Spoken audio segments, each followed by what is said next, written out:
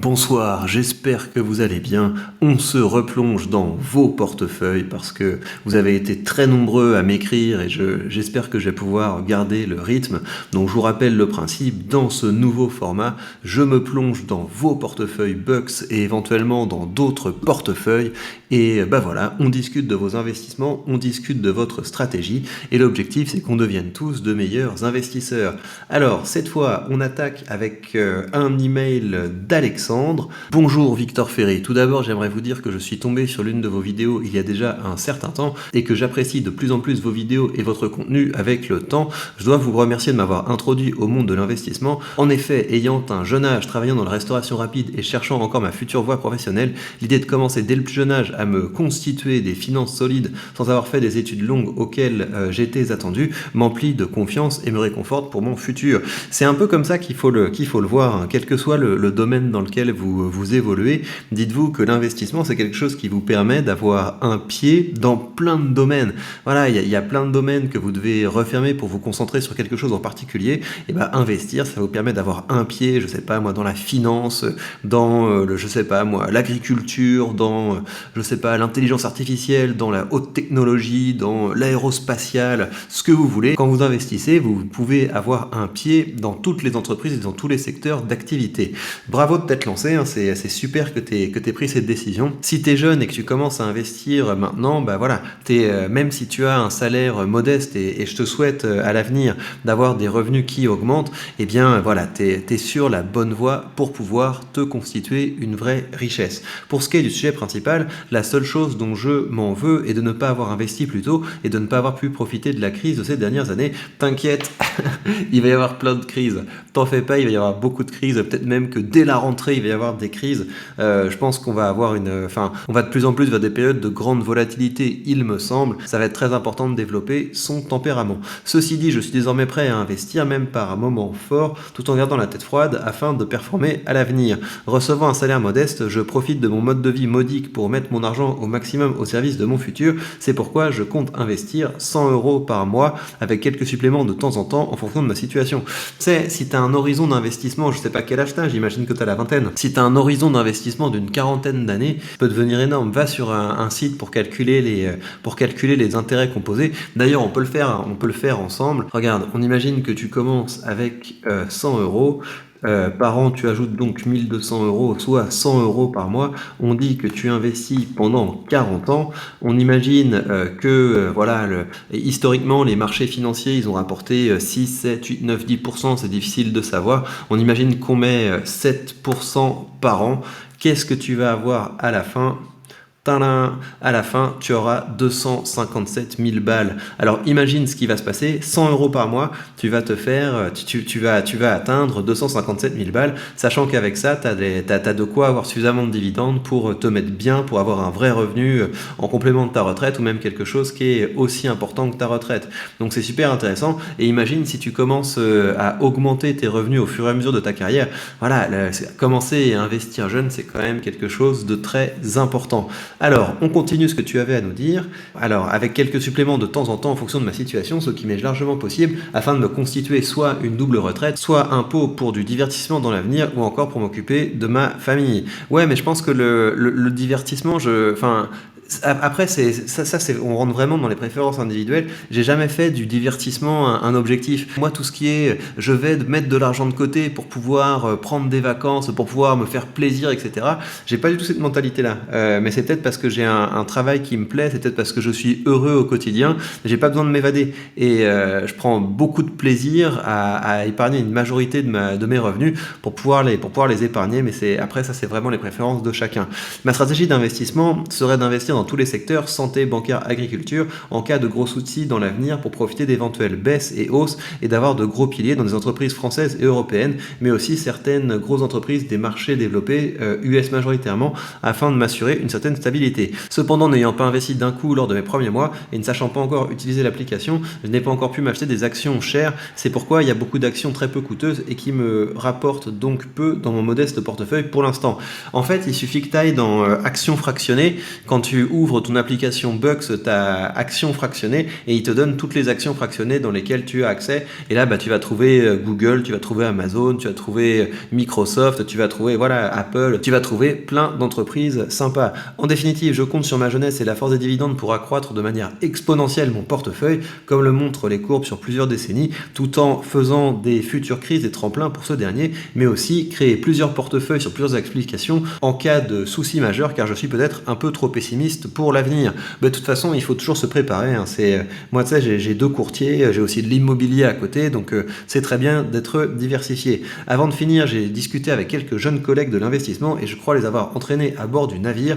Très bien, fais attention à une chose, c'est que les gens qui se lancent dans l'investissement parce que tu les as influencés, ils vont te féliciter, ils vont être très contents quand ça marche, mais ils risquent de se retourner contre toi quand ça marche pas. Donc toujours bien signifier aux gens que leurs décisions, ce sont leurs décisions, qu'ils en sont maîtres.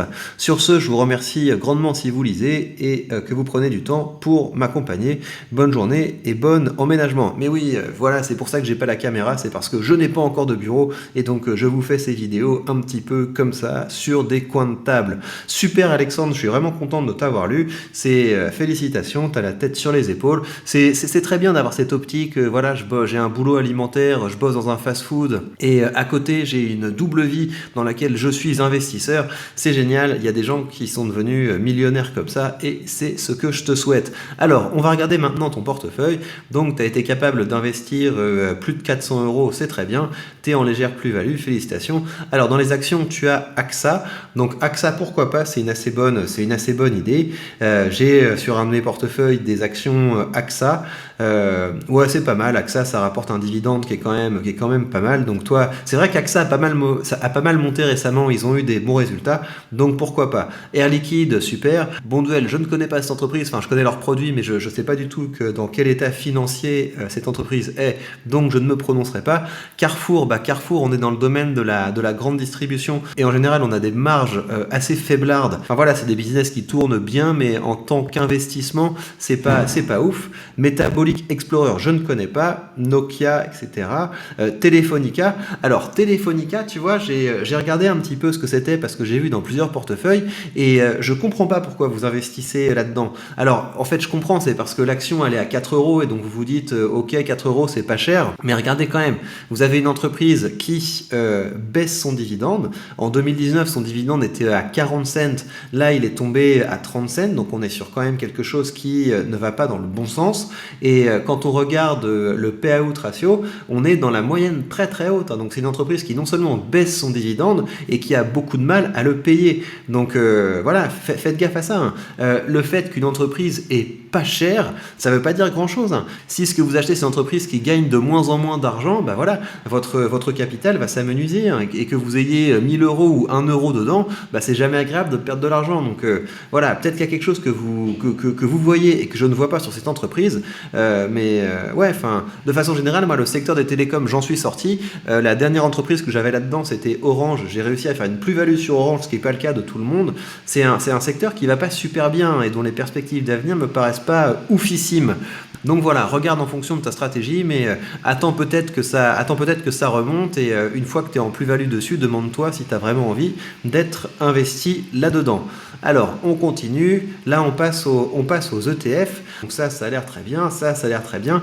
Rise, Environmental Impact 100. J'ai peur que ce genre d'ETF, ce soit des ETF qui sont très thématiques avec des frais élevés. Donc, regarde, je sais que ça peut être sympa si surtout toi, t'es quelqu'un qui a les yeux rivés sur le changement climatique, sur le possible effondrement. C'est normal qu'on ait les yeux rivés là-dessus parce que c'est vraiment un sujet, on nous bourre le crâne avec ça systématiquement. Mais fais quand même attention à est-ce que tu ne payes pas trop pour le marketing de cet ETF. C'est possible que ce soit un ETF qui va te mettre dans le rouge, donc vérifie.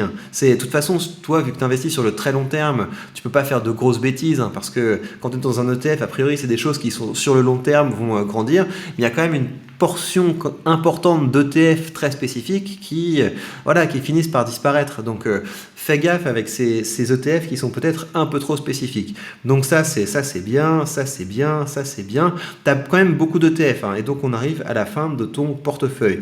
Tu as beaucoup d'ETF, mais il y a quand même les ETF qui sont intéressants. Alors tout ça me paraît très bien, je vois juste pas le SP500, et quand même ça vaut le coup dans un portefeuille, surtout quand tu as une optique de très long terme, d'avoir le SP500 dans ton portefeuille. Je pense que c'est quand même une bonne idée. Je pense aussi que il est très bien ton portefeuille, et vu la manière dont tu présentes les choses, je suis à peu près sûr que tu vas bien t'en sortir. Il est peut-être un peu trop diversifié et un peu trop compliqué, parce qu'il faut quand même garder à l'esprit que moi, si j'ai beaucoup de positions dans mon portefeuille, c'est parce que je fais des vidéos sur mon portefeuille, c'est parce que c'est sympa, ça me permet de partager des choses avec vous, ça me permet de vous montrer une belle gamme des choses dans lesquelles on peut investir, c'est parce que ça me passionne.